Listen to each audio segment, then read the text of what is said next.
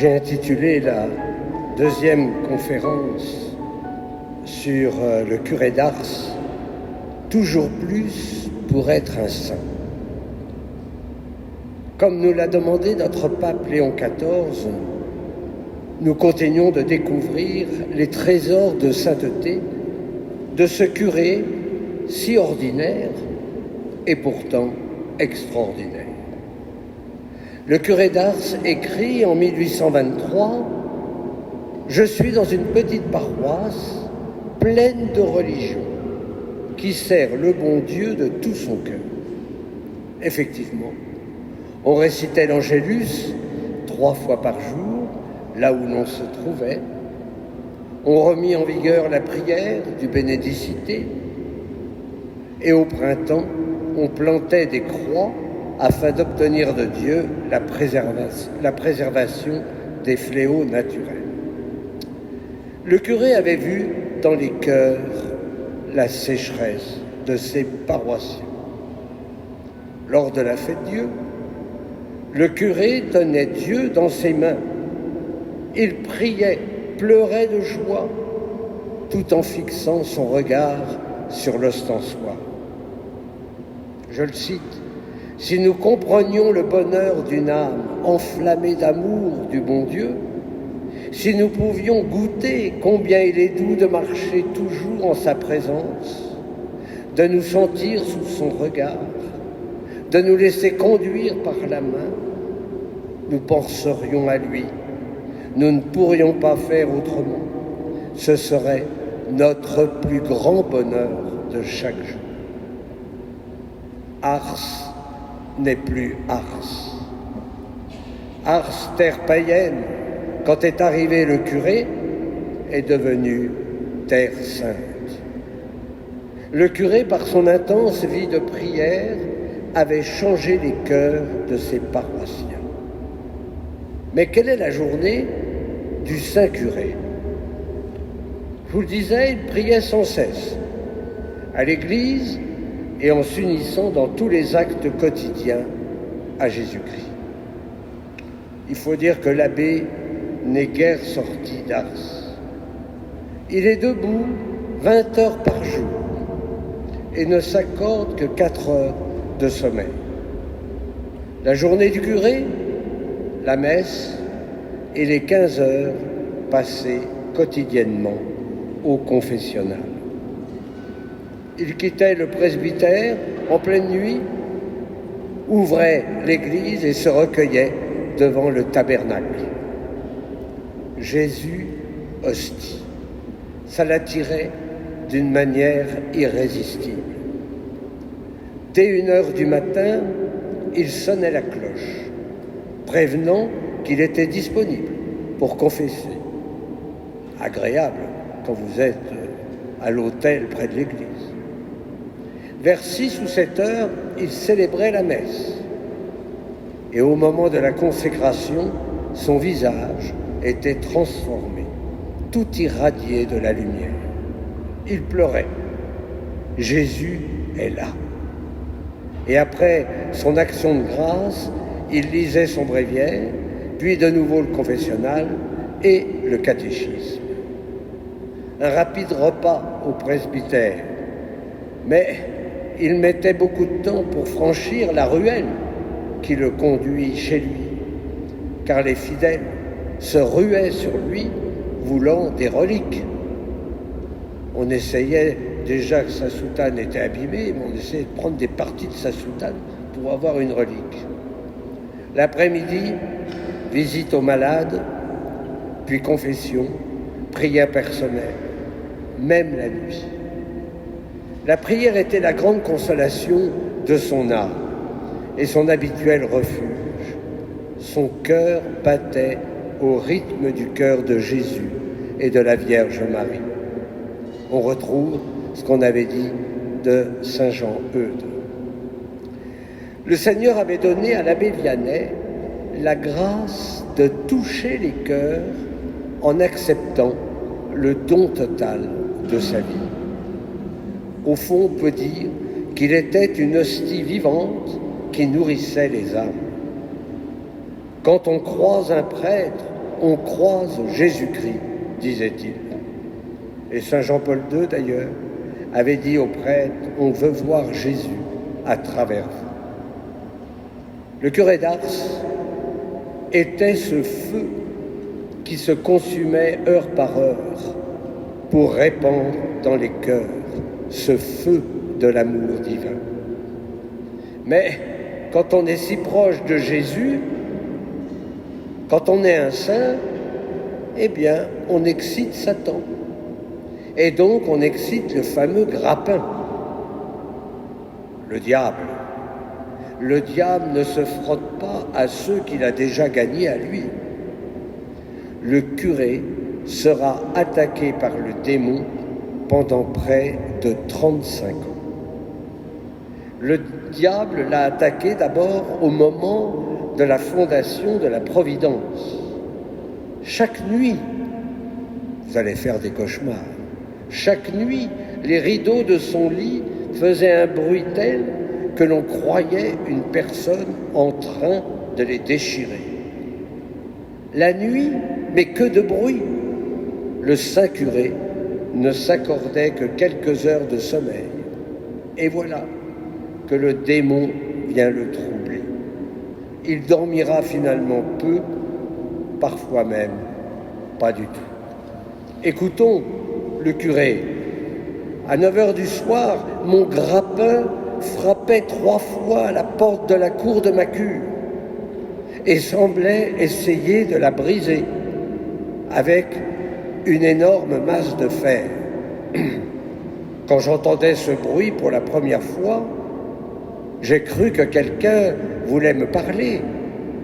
J'ouvrais donc la fenêtre de la chambre, mais à mon grand étonnement, je ne vis personne.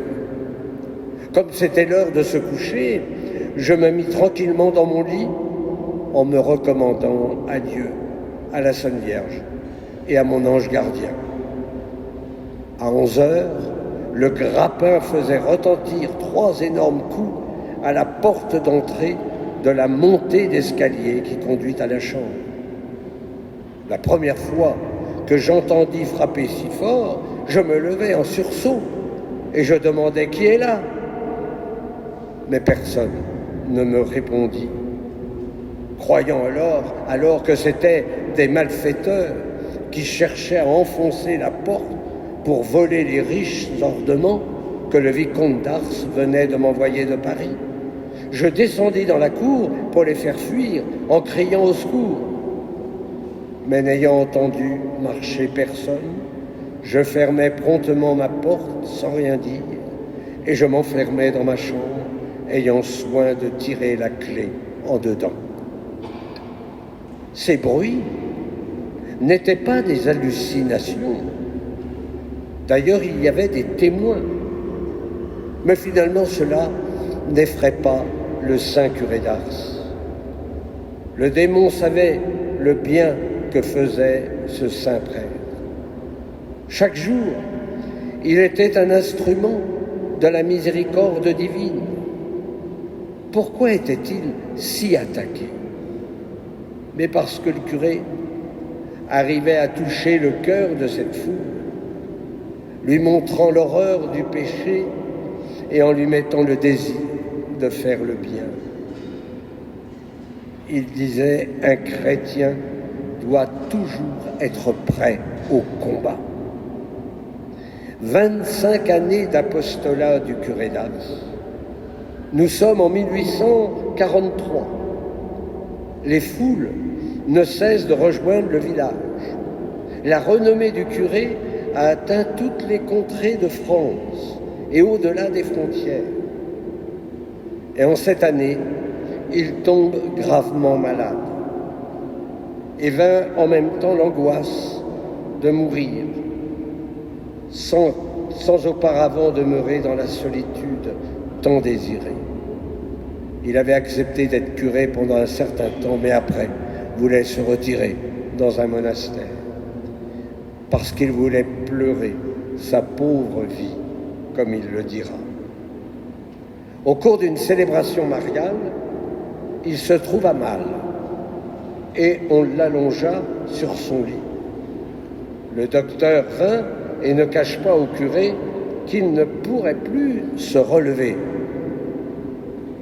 Alors 3 autres médecins vinrent à son chevet, et voyant ces 4 docteurs au pied de son lit, il ne peut s'empêcher de dire « Je soutiens un grand combat. » Contre qui, monsieur le curé? Contre 4 médecins. S'il en vient un 5e, je suis mort. Mais les médecins l'ont quand même soigné. Le 11 mai, le médecin ne donne guère plus d'1 heure avant la mort. Alors il reçoit le sacrement des malades. On ne voulait pas prévenir les habitants, ni les pèlerins de la fin toute proche du curé. Si, faites sonner les cloches. Un curé a assez besoin qu'on prie pour lui. Grâce à la prière, le curé guérit.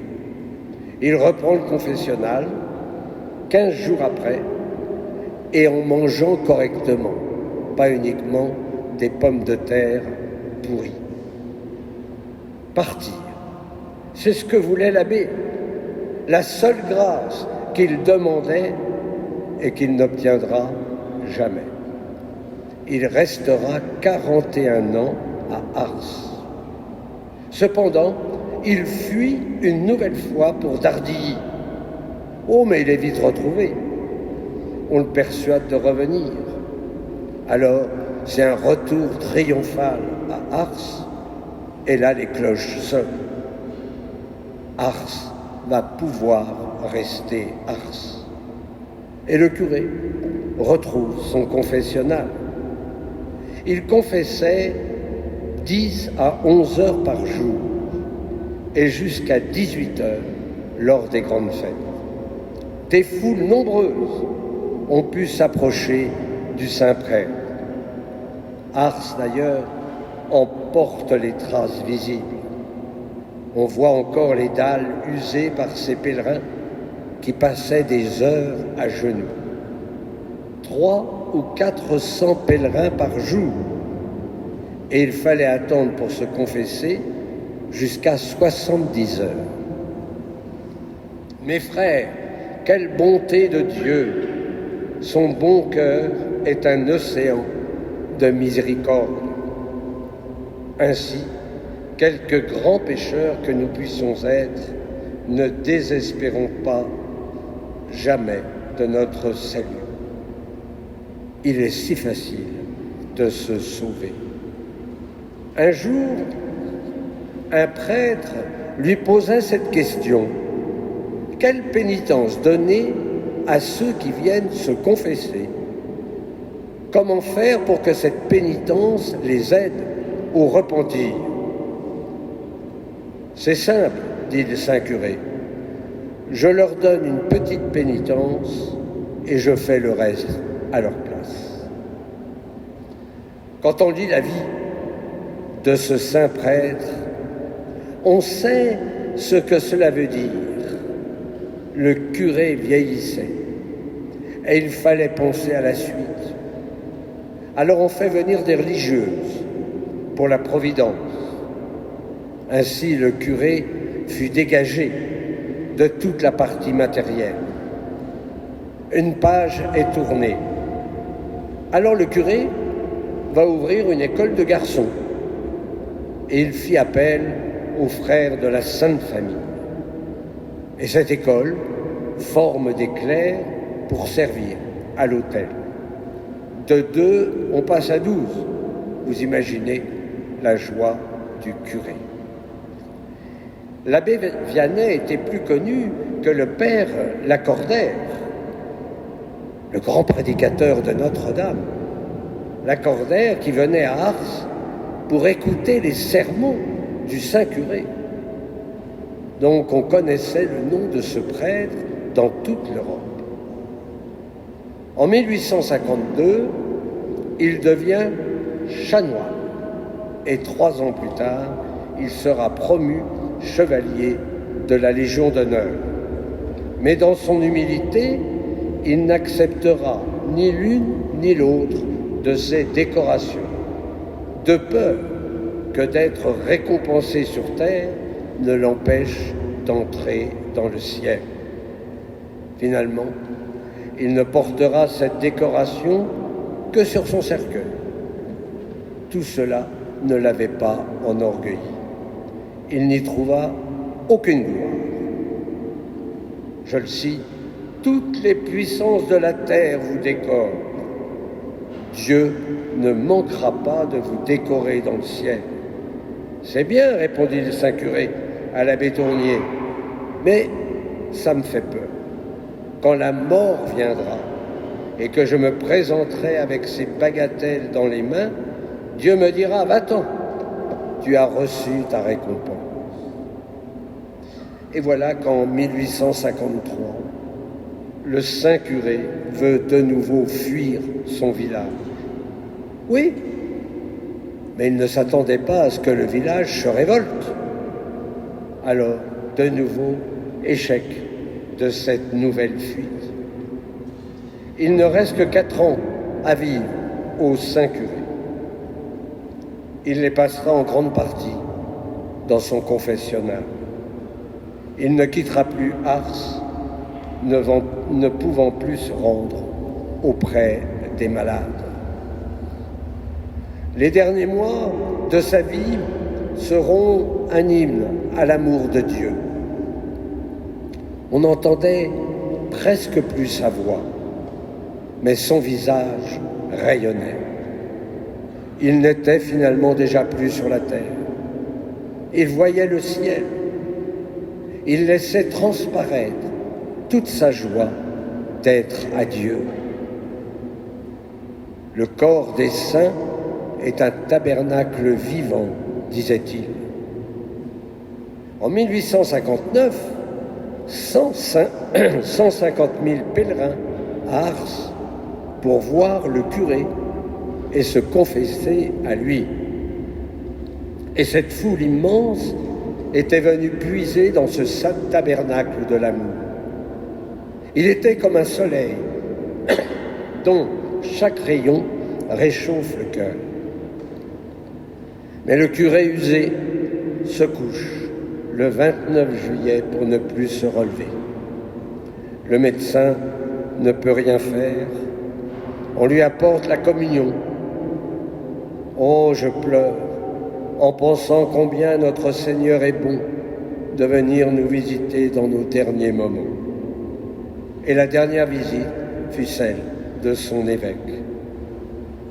La nuit du 4 août 1859, le saint curé rendait son dernier soupir. À présent, il était dans la gloire, face à face avec son Dieu. La foule vient prier sur sa dépouille mortelle. On peut dire que son enterrement fut un vrai triomphe. Des milliers et des milliers de personnes étaient présentes. On porte à travers les rues le cercueil. Et Monseigneur de Langallery, lors de la messe des obsèques, dit « On ne remplace pas un curé d'Ars ». La France entière a perdu un prêtre qui faisait son honneur et que l'on venait visiter et consulter de toutes ses providences. Un directeur d'Ars raconte, il n'y a pas longtemps, il y a 20 ans, les gens qui rentrent dans la petite église d'Ars, à la basilique, et il y a d'abord la petite église et puis on rentre, et demandent où est le curé d'Ars. Et donc le recteur dit « c'est moi le curé ». Alors les gens naturellement l'insultent et il dit « mais non, je vous assure ». Alors il montrait son célébrette en disant « c'est moi, regardez, c'est bien moi le curé ». Et puis après il les conduisait quand même à la dépouille du curé d'Ars, à la relique, il y a tout le corps du curé d'Ars qui est là. Mais c'est vrai que je pensais à cette histoire quand Monseigneur de Langallery dit « on ne remplace pas un curé d'Ars ». Et ce qu'il disait après « n'ayez crainte, je ne joue pas au curé d'Ars ». On ne peut pas être le curé d'Ars, mais on peut s'inspirer de sa façon d'avoir exercé son ministère. Dans un premier temps, il reposa dans la nef de l'église. Puis, son corps sera déposé 45 ans plus tard dans une châsse. Ars devient vite un lieu de pèlerinage. On venait prier sur la tombe du Saint-Curé, et c'est le pape Pie IX qui le déclare bienheureux 13 ans après sa mort, et le 31 mai 1925, le pape Pie XI déclare le curé d'Ars saint. Mais posons-nous la question, pourquoi tant de fidèles à Ars pour voir le curé? Que ce soit au confessionnal, à la messe, au catéchisme, c'est le même désir de conduire les hommes à Dieu. C'est la même obéissance, la même acceptation de la volonté du Père, dans la prière, aussi bien que dans l'agonie ou le refus de fuir. Et c'est aussi la même joie de révéler aux petits la paternité bienheureuse de leur Dieu. Oui, le curé convertissait, consolait, parce que sa prédication ne fut pas seulement fondée sur des signes, mais sur des paroles vivantes qui ont force d'apaisement. Il aimait dire des paroles de consolation. Voyez, notre problème aujourd'hui n'est pas d'abord de trouver de bonnes idées sur Dieu ou de savoir quelle idée de Dieu ou de la Trinité nous nous faisons. Le problème est de ne pas en rester à des idées sur Dieu. Et le pape Léon le redit souvent à propos du Christ. Nous savons que Dieu nous attire à lui. Donc le seul problème, c'est de trouver tous les moyens de ne pas échapper à cette attirance. Quel est le secret du curé d'Ars? Peut-être le mystère de la Sainte Trinité. C'est sa foi. On s'attendait à cette époque-là à un enseignement limité à la morale, à la pratique. Pour lui, tout vient du mystère trinitaire et tout y conduit. Qu'il pense au mystère de Marie, à la prière, à l'Eucharistie, c'est toujours par rapport à la Trinité sainte. Comme il dit, les trois personnes divines habitent dans cette âme. C'est un petit ciel. Alors qu'est-ce que la foi pour le Saint-Curé? C'est vivre de Dieu. Avec une étonnante audace, il conduit ses auditeurs au mystère des trois personnes divines. Comment? En saisissant le reflet du mystère dans la vie quotidienne de chacun. Tout mystère ne trouve sa pleine lumière que dans une référence explicite à la vie divine. Alors à l'école de Saint-Jean, le curé montre comment le Fils est venu pour nous conduire à la société des trois personnes. Comme il dit, un chrétien, l'objet des complaisances des trois personnes divines. Voilà sa foi, elle est toute simple. Considérer Dieu, aimer Dieu, se connaître et s'aimer par le regard et par l'amour de Dieu. Voyez ça, c'est l'une des clés de la sainteté. Les saints se connaissent parce que Dieu les connaît. Ils se voient parce qu'ils regardent Dieu qui les voit.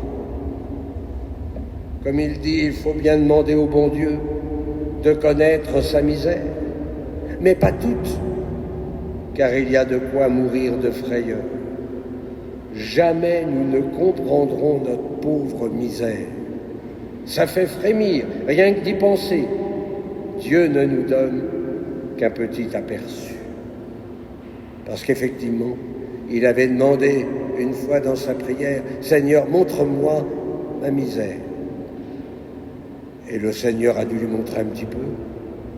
Et il a dit, « J'ai failli désespérer. » Alors maintenant, il dit, « Montre-moi un peu ma misère. » Il faut faire comme ça pour nous aussi, si vous ne voulez pas désespérer. Mais il a découvert que tout est commandé par la bonté divine.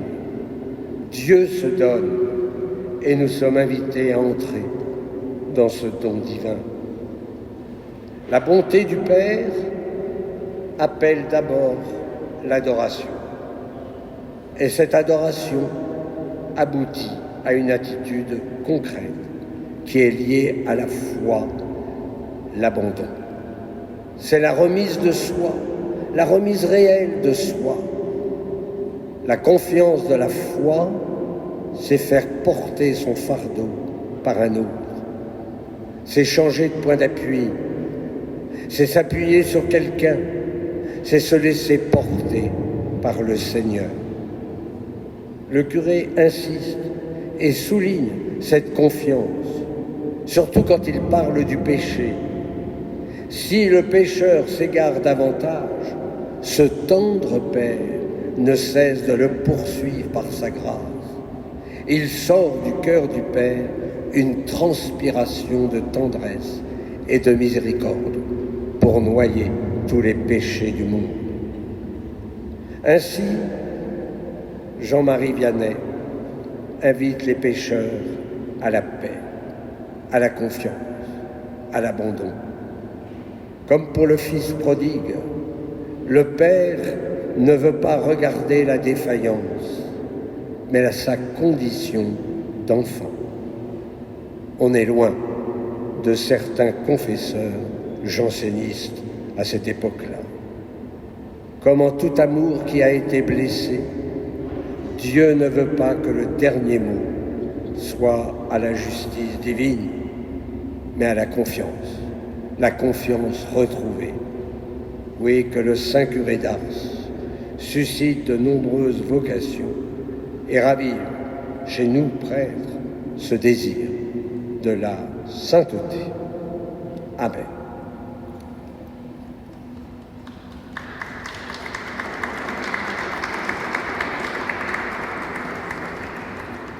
La semaine prochaine, nous aurons alors une conférence sur Sainte Thérèse. Voilà, Sainte Thérèse de l'Enfant Jésus, il y en aura deux, donc ce dimanche et l'autre dimanche. Il y a la messe dans quelques minutes.